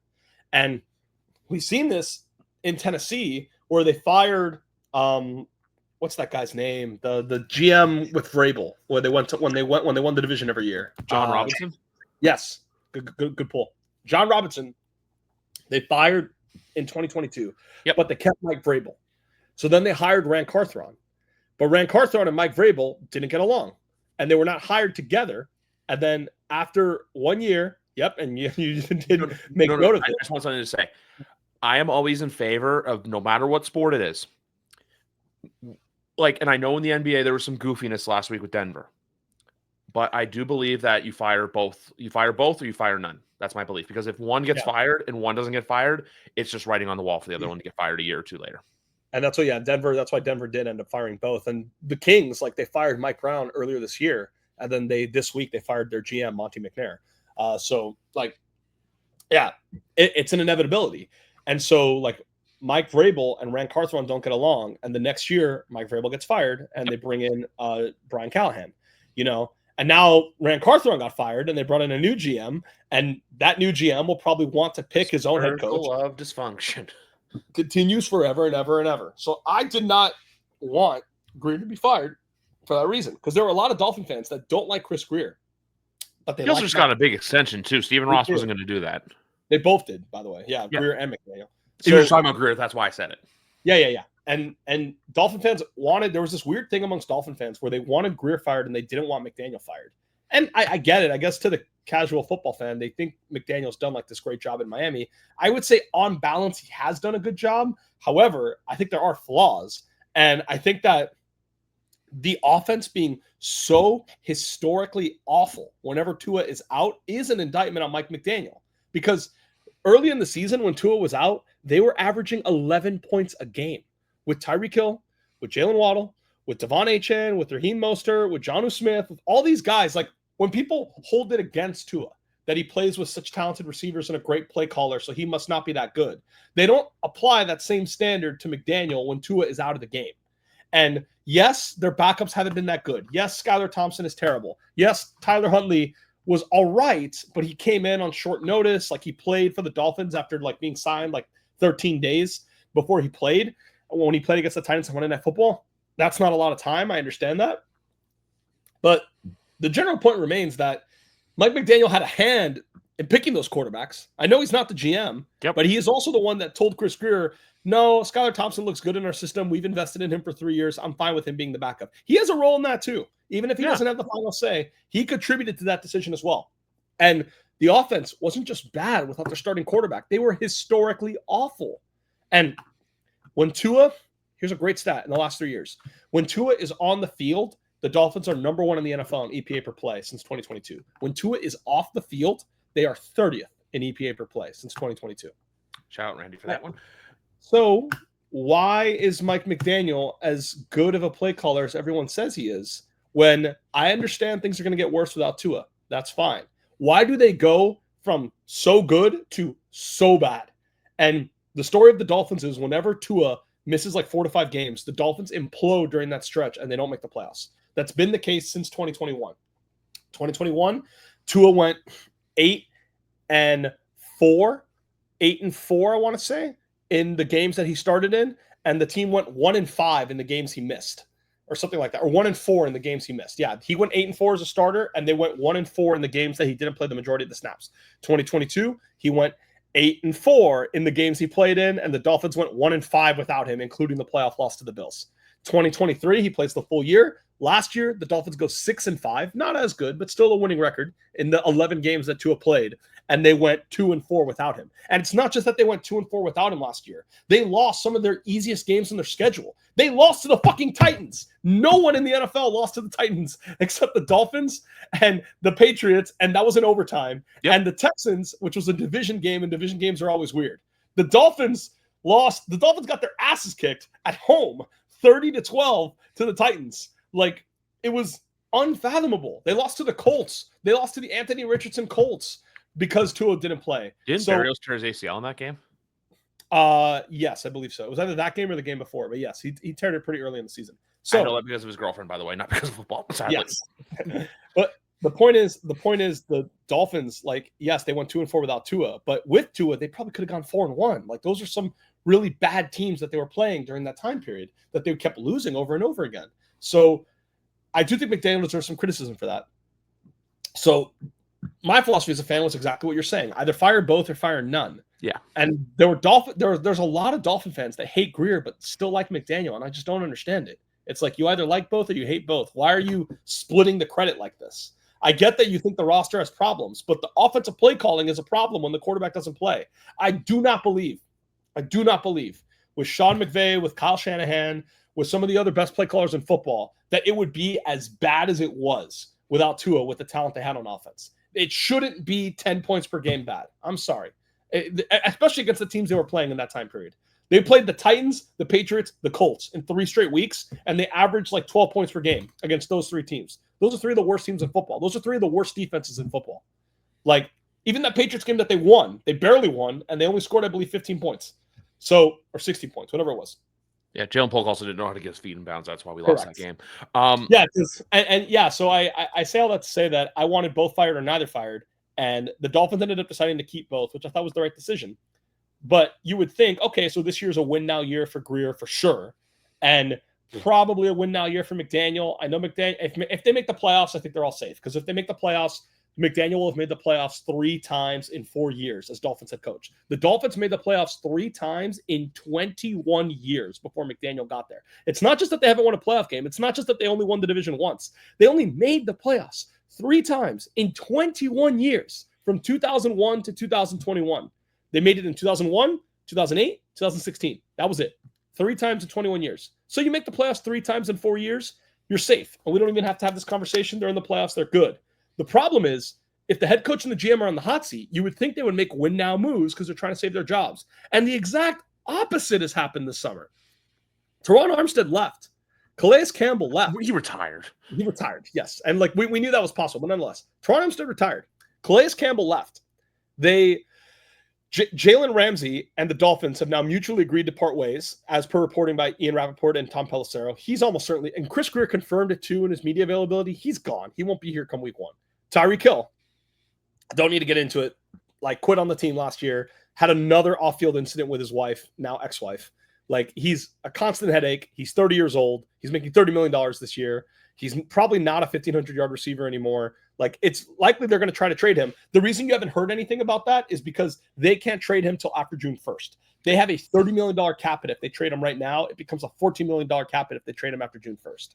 So if you're going to trade him anyways, there's no logical reason to do it now instead of just waiting 6 weeks, unless they get a high pick in this draft. Mm-hmm. If a team would give them a 1st or 2nd round pick in this specific draft, I think they would take it. But if the pick is going to come next year, then why do they have to trade him now? They might as well just wait. They might as well just wait and put it off. So I think you only see him traded on draft day if they get a high-end pick in that draft. That's the only way he gets traded before the pick. But otherwise, they're going to wait till after June 1st, and then they might have to trade him then. So, okay, but those 4 guys I mentioned, those are 4 of your best 5 players. If you had to pick the 5 best players on the Dolphins last year, you probably would have said Tua, Tyreek, Ramsey, Armstead, Calais Campbell. Maybe, I mean, with all due respect to Zach Sealer. Like, those are 4 of your 5 best players, and they're gone, most likely. Yeah. So these guys are fighting for their jobs, and the roster's getting worse. How does that make sense? And I think that's why I ultimately come down to, as much as this is a high-stakes situation for McDaniel and Greer, it feels like it's even higher stakes for Tua. Yeah. It feels like the point they're trying to make is they're trying to do the reset that the Bills did last year, where they let like a bunch of guys go and they rebuild the roster with young talent. Because as much as I criticize the plan, all those guys I just mentioned, they're all over 30. Yeah. Armstead, Calais, Ramsey, and Tyreek. They're all older players. It makes sense to move on from all 4 of them. But as a result, you're retooling, refreshing the roster with young talent. So you get worse in the short term, but better in the long term. They're trying to do what the Bills did, except they're doing it from an 8-9 season, not from a 14-win, AFC divisional round season. And basically, I leave all of it with the conclusion of they're trying to get Tua to prove that he could stay healthy. They're trying to get Tua to prove that he could play 17 games, that the team, over the course of his career, let's say he's going to be the Dolphins quarterback for the next 10 years, they want to prove that every 3 years or so, when they need to reset the roster, like every good team does, like the Patriots did under Brady, like the Chiefs do under Mahomes. They like the Bills are doing under Josh Allen right now. Yep. They want to prove that every time they have to reload and reset the roster, they will still stay in contention because their quarterback stays healthy and their quarterback is good enough to elevate a flawed roster. And I think that's what they're trying to prove is all this rebuild stuff. Like they didn't take on any future debt. This team normally loves restructuring contracts, loves taking on debt in future years in the salary cap. They didn't do that at all this summer. They didn't touch Tua's contract. Nope. They easily could have restructured Tua's contract to get another $20 million in cap space. Like they offered Calais Campbell $3 million. He went to the Cardinals for $7 million. He was one of their 5 best players. He's one of the team leaders. I know he's 38, but still, it was a huge position of need. All you needed was $4 million to match that deal, and they didn't do it. And they could have easily gotten more money to do it. They have plenty of cap space as is to do it, but they could have even taken on more cap space to definitely do it. And they didn't want to do it because even though the head coach and the GM are supposedly on the hot seat, they're treating it like a rebuild year.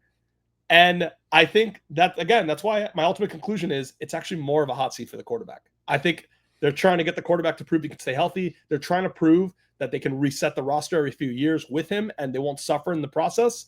And they're kind of daring Tua. Yeah, the team around you is going to get worse. Play 17 games, play well, keep us in playoff contention, like you said. Get us a winning season is important. They've always had a winning season when Tua plays every year. I think that matters to them. Yep. Get us to 9-8, get us to 10-7. Maybe we get a wild card spot, in the AFC. Do that, and then you prove to us that we can do this for the foreseeable future. And then next year, we'll have more cap space. We'll have a younger roster. We'll have more picks at our disposal. So they are rebuilding, and I think they're actually kind of putting more pressure on the quarterback than they are the GM and the head coach. And I think for that reason, it's a make or break year for Tua. I think Tua has to stay healthy. As much as I love him, as much as a fan I am of him, I recognize that we can't do this every year where he just misses 4 to 5 games every year. I've always accepted that. That can't be the new normal. It's just boring to talk about. It's like, if he misses 5 games every year, he probably won't be the quarterback after a certain point. I agree. And, Tua's camp claims last year was bad luck. He had that concussion on Thursday Night Football early in the year. He was completely asymptomatic. He felt fine that night. The next day, he went to Disney on Ice with Jonnu Smith and Raheem Mostert's family. The next day, Griff, he went. The next week, they played Seattle. Miami to Seattle. Didn't they? They did get their asses kicked, but the whole point is that's the longest cross-country flight in the NFL from Miami to Seattle. Yeah. And Tua flew to that game. Tua was on the sideline. When he got concussed in 2022, he wasn't allowed on the sidelines, even at home games. When they beat the Jets in Week 18 to clinch a playoff spot, when, the famous Skylar Thompson, Joe Flacco 11-6 masterpiece. That was at home. Tua wasn't even on the sideline. Tua was in the locker room. And yet here he is on the sideline flying cross-country to Seattle the week after the concussion. And Tua's camp is basically arguing, hey, man, that concussion wasn't that bad. Like, we made him miss 4 games because of the hysteria, because of the prior concussions. Because the NFL had a say in that? We think, I think so, especially because, it's like a running joke amongst Fins fans. Like, again, it happened on primetime. When Tua played the Packers on Thanksgiving, Dan Lebitard, one of his co-hosts, was, previewing the game. And then it didn't end up happening, thank God. But he just said, look, here's the sad part. The Dolphins, Packers on primetime. The whole country's watching. Everyone's excited. We all know this is the game where Tua suffers another concussion. Well, Mike Florio was saying the same thing. Who was it? Mike Florio. Yes. So Tua, it is partly unfair. Trevor Lawrence had a fencing response concussion last year. Oh, that was bad. Full fencing. The full thing. And no one gives a shit. No one cares. No one's going to be the least bit concerned when Trevor Lawrence plays on primetime next year. No one cares. But it happened to Tua in such a graphic way, and now it's happened twice that everyone is so worried for him. And his camp is basically arguing, this isn't fair. That concussion wasn't that bad. If I was any other quarterback, I would have played the next week. And instead, I missed 4 games. And now me missing those 4 games is being held against me as never being able to stay healthy. And this year is basically, okay, here's your next chance. Prove to us that was just bad luck. Prove to us that it's not going to happen again. Prove to us it's not even that he has to play 17 games. Yep. But you got to play 15. You can't Jalen Hurts misses games every year. Joe Burrow has missed almost as many games as Tua has in his career. It can't be we miss 5 games, the team goes 1-4 in those 5 games, and the season's over. It's just not sustainable. We can't do this every year. So I think it's more of a pressure spot for the quarterback than it is for the GM and the head coach to prove he can win with a rebuilding team. And they're hoping, if that bet pays off, they're hoping that next year they can really load up and really build the team the proper way. And in conclusion to all that, I don't think this is the year they break the playoff streak. I don't think this year is about finally winning the division from Buffalo. I think those goals that we've talked about on this podcast for 3 years, I think that's all on hold right now. Yeah. I think the goal is, can the quarterback stay healthy and get us a winning record again? Like, that's all we care about for now. No, I know it's been 30 minutes on that. Dude, it's been almost 6 months since you've been on here. You had all the Florida talk. No, I agree with you on those points. Because you look at the AFC East as a whole right now. Obviously, look, Buffalo is going to be win. It's just flat out win. That's the goal. I completely agree with you with Miami. It's stay healthy, be competent, and look ahead. New York, I don't really know what the goal is. I guess it's just like I really don't know what New York's goal is. I honestly don't, because they're rebuilding, but then they also got to pay Garrett Wilson. They got to pay Breece Hall as well. Jermaine Johnson, who's coming off the torn Achilles.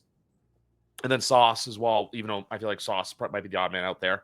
And then New England, I'm the same sense as New England, where I just want an improved football team, for Drake May to look good, and for them to, be that team towards the end of the year where everyone starts going, New England, like, look at you. And then it's like 2026 is that year. You're going to have a lot of people. It's like last year with everyone saying, Miami or New York's going to win the division. No, like, if I had to rank it right now, like, I would say Buffalo 1, Miami 2, and then it's either New York or New England 3-4.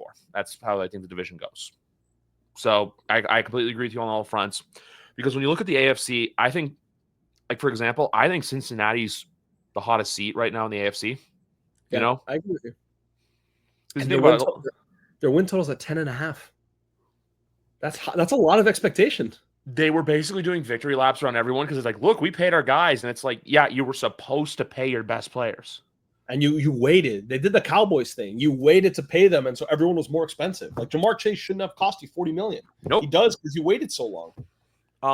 And like, the Cowboys learned that the hard way. But on a side tangent with that, I'm not saying they're going to be good, but I don't think they're going to be as bad as people are making them out to be. Who, the Bengals or the Cowboys? Dallas. Yeah, because the Bengals, here's a great stat that every football fan should know. I believe they are 14-13 in Joe Burrow's last 27 games. That's with Joe Burrow playing. Yeah. That's not counting the games he was hurt. They lost to Gerard Mayo. 14-13. And we think they're going to go 11-6 this year? I'm not so sure. They fired their DC. That was a scapegoat firing. Firing. Yeah, like the defense was terrible, but the roster wasn't that good, and everyone liked the DC a few years ago. So this feels like a classic. He was a head coaching candidate like 3 years ago. So yes, that seems like a mistake. Called Bobby Slowick. Yeah, but yeah, Cowboys always do this. Like, they make the playoffs, they have a really good year, they collapse, and they do worse than people expect. Dak was hurt, and they won 7 games. They won 7 games despite Dak not playing the second half of the season. So, yeah, like the NFC East has never had a repeat division winner since 2004. A popular stat you'll hear this summer. So, yeah, I expect them fully to bounce back. I think Schottenheimer, Benjamin Albright, who, not that I would know because I don't know Ryan Schottenheimer the person, Benjamin Albright said that he thinks Schottenheimer is better suited to be a head coach than he is an offensive coordinator. He said that his skill set as like a manager and as a leader fits for a head coach, but it didn't fit as a play designer for an OC. So we talk about it in the reverse often. Like, just because you're a good OC, that doesn't mean you're a good head coach. We say that all the time. What if the reverse is true? What if just because you're a bad OC, that doesn't mean you're going to be a bad head coach? So yeah, I think they're going to do better than people expect because Dak is going to stay. Hopefully Dak stays healthy this time. But if Dak's healthy, and Micah Parsons was also hurt for like the first 5 games of last year, I think Dak, Micah, and CD alone, like, I think them alone can get to like 9 wins. Like, Dak has won 15 straight games against the Giants. I think that's the stat. I'm not exaggerating. I really think it's like 15 straight. It's something crazy. I'm going to look that one up. Also, a take I always have with Dak Prescott that I think is true is if he was anywhere else in the NFL, he's viewed as a top 10 quarterback. I think it's just because he plays in Dallas. His wins are – he is 13 and – so stat news. He is I'm just trying to load it. But I Googled Dak Prescott versus Giants. He is 13-2. My stupid thing doesn't want to work. 13-2. He's 13-2. His last loss was, drum roll please. He lost to them. Both were in his rookie season. Yeah, I remember because they got swept that year. They were the 1 seed in the NFC, but they lost to the Giants twice. Yep. He also has a passer rating of 102.4 with 3,915 yards, 29 touchdowns, and 8 interceptions in 15 games. That's pretty strong. Like Jalen, like I think Dak is a better quarterback than Jalen Hurts. I get flack from that from not even from Danny, because Danny admitted to me over DMs. Bobby? Yeah, I mean, wait, Robbie? Oh no, Bobby doesn't care that much. Okay. Like Bobby's true loves are like the Mets and the Devils, I think, even more so than the Eagles. But yeah, I mean, if Bobby thought Jalen Hurts was top 10 quarterback, I'd call him a dunce for that too. But I'm not going to accuse him of that because I've not actually talked to him about that. Yeah. I think Dak is better than Jalen Hurts, and Dak and Hurts like never play each other. It's this weirdest thing. Like last year, both Eagles Cowboys games, Dak was hurt in both of them, and in the second Eagles one, Hurts was hurt too. Yeah, you know, like and in 2022, when the Eagles were like a lot better, I believe Hurts played in the first one, but didn't play in the second one or something like that. So yeah, like it's a lot of decisions like that. So yeah, like they never play each other. So hopefully this year they'll play each other twice, and then we'll get like better results, like we got in 2023. Yep. All right. And no, I completely agree with you on there. Just because the NFC East, like the whole thing's wide open, you know, because like even if Washington's like still good, they take a step back because of expectations, because you know everyone's gonna like blow it out, where some people are gonna be saying like, who was the team they were doing? It was like people last year with Chicago. It's like, hey, best case scenario, they go to the Super Bowl. I'm like, no, pump the brakes. Before we go, in the spirit of the weekend, I know with wrestling, I don't know how. Like, I know you lean more AEW, correct, than WWE. Yeah, but I'm aware of what's going on though in WWE. If I had to give you a couple matches that you're really looking forward to over the next couple of days this weekend, what would you say those are for you? Well, first, I will say to any wrestling fan out there who does not regularly watch AEW, it's on Max. If you have the Max app, I have the Max app anyways. I'm sure a lot of people do. Will Ospreay versus Konosuke Takeshita on Wednesday was one of the best matches of the year. I think it's going to be better than anything on WrestleMania, and I recommend everyone to go check that out. In terms of WrestleMania itself, both of these two shows, I'm looking forward to the Sin City Street fight between McIntyre and Priest. Yeah. I actually think that's going to be, I think that's going to be a pretty good match. I think it's going to get a lot of time with weapons. Like the WWE crowd, like this new WWE crowd, like in the TikTok age, they don't react to wrestling the same way as like other wrestling crowds do. Like they're not continuously into the match the whole way. They like pop for spots more so than anything. And I think in a street fight, that's very conducive to that, because every spot is like a weapon shot, you know, going through a table, like a chair shot, a trash can shot. It's easy tricks to pop the crowd. And I think when given time with those two guys, I think that match is going to come off really, really good. So I'm actually really, really looking forward to that as a match. As an outcome, I'm curious to see the main event of Cena and Cody, just to see how they play it out, because I don't think Cena's going to win clean. I don't think it's going to be as simple as ref shot, Cena low blow, Cena wins. I think there's going to be some involvement of The Rock, Travis Scott, maybe other people in their stable that we don't know about just yet. I'm just speculating there. So that, to me, I'm excited for the finish rather than the match itself. For the match itself, I'm most excited for Drew McIntyre versus Damian Priest. That's what I would recommend people to go check out on the show. I think that's going to be the best match of the weekend, in my opinion. I agree with you on the TikTok crowd thing, where I feel like they need spots. They need something to be stimulated. They need, like, you know, like they need something that's going to captivate their attention. It's not just going to be like this and this and this. And also, too, if you're in Canada, tsn.ca for all your All Elite Wrestling content. Mine is the women's triple threat on Sunday with Rhea, Io, and Bianca, just because I know the combination of them can really build towards something. And I also know, too, that eventually Rhea versus Bianca is going to happen. They're just waiting for it. That's called long-term storytelling, folks. It's a good thing. AEW is finally doing it. WWE has been doing it for years. The other one I will say on mine, too, is the Intercontinental Four-Way, just because I feel like either we're going to get some swerves in the sense of, like, Judgment Day friction and just crazy spots, but there's not a match I look at on this card. I know a lot of people with the tag match were like, why is this on the show? There's not a match I look at on this show where I'm like, it's going to be bad. Like, I know Jay and Gunther gets a lot of flack, but even though I do think it's one of those matches, Gunther carries 85% of it and then Jay does his stuff and gets the win.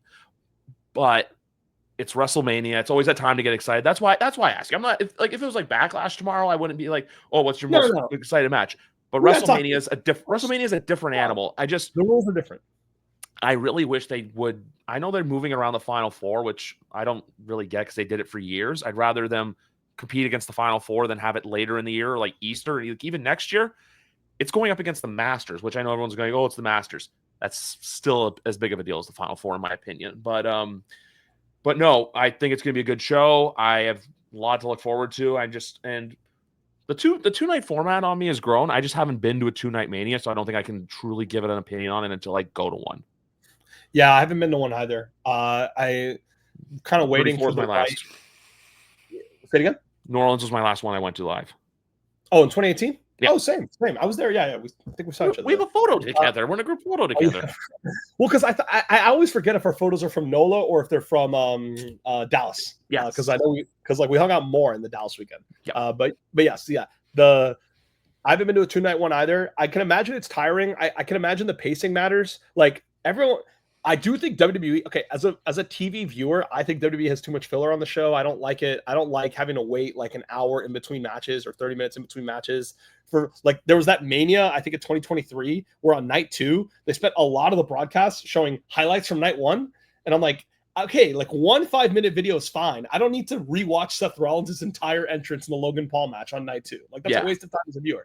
However, if I'm going to 2 nights live as a live attendance, I actually kind of like all the downtime because it's easier to get food, it's easier to get drinks, it's easier to buy merch. Like it's kind of hard to I hate the format as a viewer, but as a live attender, if I was going to go to 2 nights, I would like that there's a lot of time in between matches so I can like go do other things. Yeah. So you might get tired by all the action over 2 days, but I do like that element of it where you always have time to constantly get refreshments and do stuff like that. Yeah, exactly. Like I completely agree with you on that front too, where it's just that the whole element of the time thing. Also for me too, because this weekend too, at the start of NBA and NHL playoffs too, it's just like pick and choose your battles of when to go up against, because like I have NHL playoffs Sunday night, game 1, I have WrestleMania night 2, and but also I'll say this, for outcomes though, for me, it's the main event tomorrow night that I'm most excited for as to what happens, because I feel like Paul Heyman's decision. It's who goes in what direction from here, but I still feel like if I had to pick a winner for that one, I would say I don't think Roman wins, especially if there's reports of him going away again are true. I feel like it's either Rollins or Punk wins and they pin Roman. Yeah, it would depend on who's Heyman going with. I have a heart, like I'm excited. Like a lot of people propose the theory that Heyman sides with Rollins and it's like a swerve. And well, everyone's talked about it so much that I don't think it's that much of a swerve at this point. Like it is like commonly discussed amongst wrestling fans. Yeah. I think, in my opinion, I think the winner should be Punk or Roman, because it seems like the goal, kind of like with the Rhea Bianca Io match, like that is clearly designed to build to an eventual Rhea Bianca match. Yeah. So similarly, this match is designed to build to an eventual Punk Roman match. So for that reason, I think I think Heyman should either officially turn on Roman or like swerve and turn on Punk is what I think should happen in some direction.